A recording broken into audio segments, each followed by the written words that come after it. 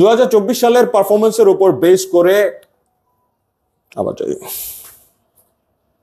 2024 সালের পারফরমেন্সের উপর বেস করে বর্ষসেরা ওয়ানডে দল ঘোষণা করেছে আইসিসি এবং সেই দলে 10 জনই হচ্ছে আফগানিস্তান, শ্রীলঙ্কা এবং পাকিস্তানের, একজন হচ্ছে ওয়েস্ট ইন্ডিজের। এবং বর্ষসেরা সেই দলে Bangladesh, Australia, England, south Africa, ইন্ডিয়ার কেউ নেই।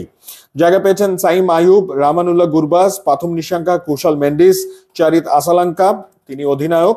এরপর শেরফান রাদারফোর্ড, আজমাতুল্লাহ ওমারজাই, ওয়ানিন্দু হাসারাঙ্গা, শাহিনশা আফ্রিদি, হারিস রৌফ এবং এম গাজানফার। ডেফিনেটলি তারা বছর জুড়ে দুর্দান্ত পারফর্ম করেছেন, এ ব্যাপারে কোনো সন্দেহ আসলে নাই। যেমন আমরা যদি ক্যাপ্টেনকে দিয়ে শুরু করি, অর্থাৎ চারিত আসালাঙ্কা, তিনি গত বছর 16 ওয়ানডে খেলেছেন, যেখানে তৃতীয় সর্বোচ্চ 605 রান তিনি করেছেন, গড় ছিল 50-এর ওপরে, এবং তিনি 1 সেঞ্চুরির পাশাপাশি 4টা 50 করেছেন।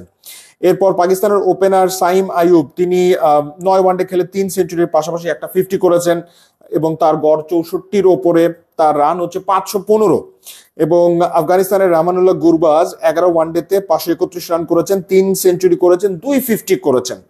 এরপর পাথুম নিশাঙ্কা 12 ওয়ানডে খেলে দ্বিতীয় সর্বোচ্চ 694 রান করেছেন, সবচেয়ে বেশি রান করেছেন গত বছর ওয়ানডেতে, 17 ওয়ানডে খেলে 742 রান কুশাল মেন্ডিস। এরপর বাকিদের কথা যদি বলি, শেরফান রাদারফোর্ড গত বছর 9 ওয়ানডেতে 425 রান তিনি করেছেন, সেঞ্চুরি একটা, 50 হচ্ছে 4টা। আর বোলারদের ক্ষেত্রে আফগানিস্তানের এম গাজানফার 18 বছর বয়সী তরুণ, তিনি 11 ওয়ানডে খেলে 21 উইকেট নিয়ে ফেলেছেন। 10 ওয়ানডে খেলে 26 উইকেট নিয়েছেন ওয়ানিন্দু হাসারাঙ্গা, সর্বোচ্চ 26 উইকেট তিনি পেয়েছেন।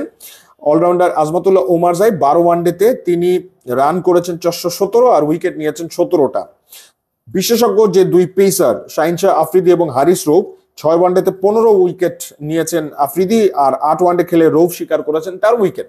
তার মানে তারা বছর জুড়ে তো পারফর্ম করেছেন ঠিকই। এখন কথা হলো, এই যে আইসিসির বর্ষসেরা ওয়ানডে দল, তাদের সাথে যদি একটা 3 ম্যাচের ওয়ানডে সিরিজ আয়োজন করা হয় অস্ট্রেলিয়ার, কিংবা তাদের সাথে যদি 3 ম্যাচের ওয়ানডে সিরিজ আয়োজন করা হয় ইংল্যান্ডের বা ইন্ডিয়ার, এই ওয়ানডে দল, বর্ষসেরা ওয়ানডে দল অস্ট্রেলিয়াকে হারাতে পারবে সেই ওয়ানডে সিরিজে, কিংবা ইংল্যান্ডকে বা ইন্ডিয়াকে তারা আসলে হারাতে পারবে? ইনফ্যাক্ট আমার তো এই দল থেকে মনে হচ্ছে যে এই দলের বিপক্ষে বাংলাদেশও দুর্দান্ত ক্রিকেট খেলবে, ইনফ্যাক্ট বাংলাদেশ সিরিজও জিততে পারে এই বর্ষসেরা ওয়ানডে দলের বিপক্ষে।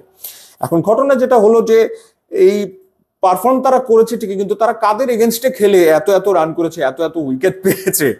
এখন আমরা দেখলাম যে শ্রীলঙ্কান ক্রিকেটারদের আধিপত্য কিংবা আফগানিস্তানের ক্রিকেটারদের আধিপত্য, কিন্তু তাদের অপোনেন্ট আসলে কারা ছিল, কোন ক্রাইটেরিয়াতে আসলে এই বর্ষসেরা ওয়ানডে দল এভাবে করে তৈরি করা হয়, মানে অপোনেন্ট আসলে বিবেচনা তো নেওয়া হয় না, সেই বিষয়টাই আসলে বোঝা গেল। তো যখন আমি আসলে এই দলটা দেখছিলাম, হ্যাঁ সবাই পারফর্ম করেছে বছর জুড়ে, কিন্তু তারা কি আসলে টপ টিমের সাথে, অর্থাৎ অস্ট্রেলিয়া, সাউথ আফ্রিকা, ইন্ডিয়া, তাদের সাথে কি এই বর্ষসেরা ওয়ানডে দল জিততে পারবে? আপনার কি মনে হয়? ডেফিনেটলি সেটা জানাবেন।